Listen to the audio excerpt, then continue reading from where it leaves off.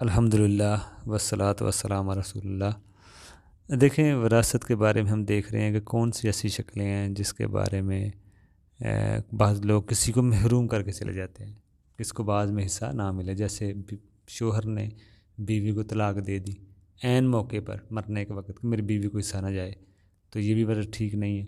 بیوی نے خلا لیا مرتے وقت کہ چلیں مرنے سے پہلے وہ خلا لے لے کہ میری جو مال ہے یہ میرے شوہر کو نہ ملے، وراثت نہ ملے، جیسے اولاد نہ ہو تو آدھا ملتا ہے شوہر کو، تو ایسا درست نہیں ہے۔ یا صرف کسی کی ایک بیٹیاں ہوں، باپ کی صرف ایک بیٹی ہے تو وہ یہ سوچتا ہے کہ میری ایک بیٹی کو تو سارا نہیں ملے گا، میرے بہن بھائیوں کو بھی جائے گا، اور میں نے اتنی مشکل سے مال کمایا ہے اور یہ میرے بہن بھائیوں کو نہ جائے، تو یہ بڑا ٹھیک نہیں ہے۔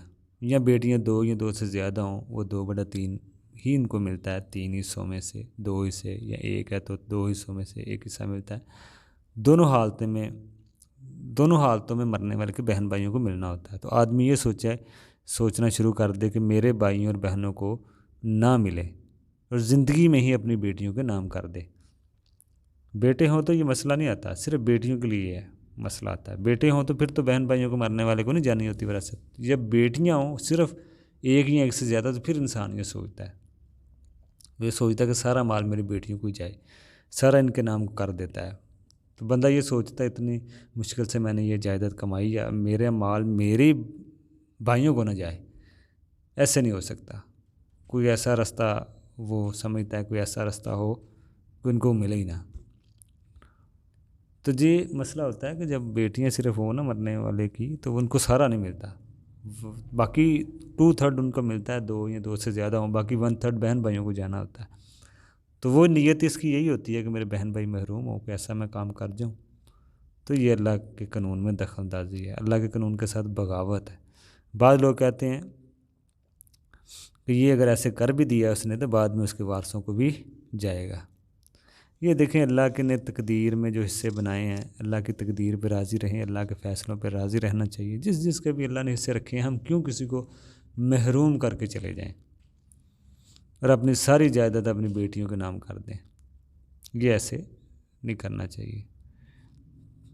دیکھیں، اگر بیٹی اور داماد آپس میں مل کے چلے جائیں، آپ کو چھوڑ کے، آپ کی خدمت نہ کریں، ٹھیک ہے نا، باپ کو قرض کی ضرورت پڑ گئی تو اس نے سارا در بیٹی کے نام لگا دیا، بیٹی گھر سے نکال دے، تو ذلت اور پریشانی ہو سکتی ہے نا۔ بھائیوں کو محروم کرنے کے چکر میں بندہ خود پریشانی ہو سکتی ہے بندے کے اوپر۔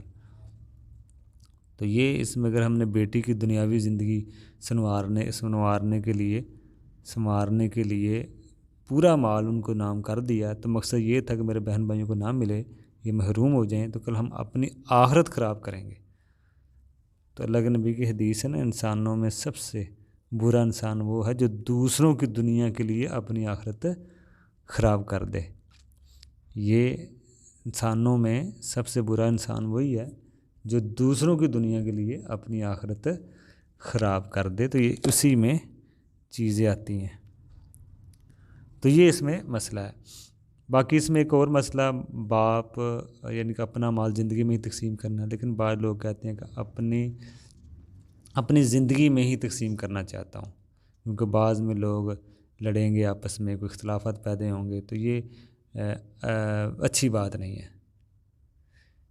تو یہ دیکھیں، اچھی نیت بھی اگر ہو نا، پھر بھی نہیں کرنا چاہیے۔ اگر ہم اس نیت سے کرتے ہیں کہ بعد میں بیٹی کو برابر ملے گا، بیٹی اور بیٹے کو برابر ملے گا زندگی میں برابر ملے گا، بعد میں کم اور زیادہ ملے گا، ٹھیک ہے نا۔ تو یہ اگر ہم یہ کہتے ہیں کہ بیٹی اور بیٹے کو برابر ملے زندگی میں، ٹھیک ہے نا، تو یہ دیکھیں، اس میں یہ بھی مسئلہ ہے کہ زندگی میں تو بیٹی بیٹے کو برابر ملے گا، لیکن وراثت میں زندگی میں وراثت کی طرح نہیں آپ بانٹ سکتے، لیکن بعد میں بیٹی کو سنگل اور بیٹے کو ڈبل ملے گا، ٹھیک ہے نا۔ تو زندگی میں وراثت نہیں ہوتی، ہدیہ، تحفہ، گفٹ آپ کہہ سکتے ہیں، اس کا قانون بالکل علیحدہ ہے، وراثت کا قانون علیحدہ ہے۔ زندگی میں گفٹ ہوتا ہے، مرنے کے بعد جس ہوتی ہے اسے ہم وراثت کہتے ہیں۔ زندگی میں اور مرنے کے بعد کیا فرق ہے، یہ ہم دیکھتے ہیں۔ اگر بندہ زندگی میں بیوی کو فرق یہ ہے کہ بیوی کو نہیں ملے گا، ٹھیک ہے نا، اولاد میں انصاف کرنا ہوگا، زندگی میں یہ فرق ہے، اولاد میں انصاف کرنا ہوتا ہے۔ مرنے کے بعد اگر تقسیم ہو تو بیوی کو بھی حصہ ملے، جیسے 1/8 یا 1/4 ہوتا ہے بیوی کو، بچوں کو بھی ملے گا، بیوی کو بھی ملے گا۔ زندگی میں تقسیم کرنے کا اور نقصان ہے، بیوی کو نہیں ملتا۔ اگر بیوی کو بھی آپ دے دیں 1/8، تو اگر بیوی کی پہلے موت ہو جائے تو بیوی کا مال، اس کے اگر ماں باپ زندہ ہے تو 1/3 ان کو چلا جائے گا، 2/3 ہی باقی رہے گا، شوہر 1/4 بنے گا۔ تو اللہ کی تقسیم بہتر ہے، ٹھیک ہے نا۔ زندگی میں تقسیم کرنے کی غلطی نہیں کرنی چاہیے، ٹھیک ہے نا، یہ غلط چیز ہے۔ آپ اپنی بیوی کو زندگی میں ہی دے رہے ہیں، اگر بیوی کا انتقال ہوتا ہے تو وہی مال بیوی کے ماں باپ کو چلا جائے گا آپ کا، تو اس طرح پھر یہ مسائل پیدا ہوتے ہیں۔ تو یہ دیکھیں، دوسری بات یہ ہے کہ مال ہی کی لالچ میں اولاد بھی خیال کرتی ہے، بعد میں خیال نہیں ہوتا اس طرح۔ اگر اولاد نے خیال نہ رکھا اس طرح تو پھر آپ کو غلطی کا احساس ہوگا کہ آپ نے کچھ غلطی کی ہے، بہت بڑی غلطی کی ہے۔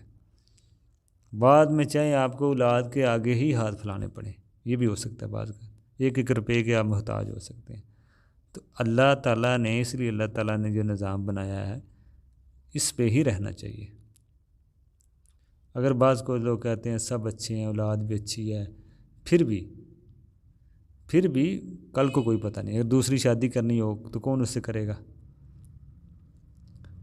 اسلام میں تو حکم ہے نا، کوئی ایک دن بھی بغیر شادی کے نہ رہے، تو زندگی میں اگر تقسیم کرنے سے ساری یہی خرابیاں پیدا ہوتی ہیں پھر۔ تو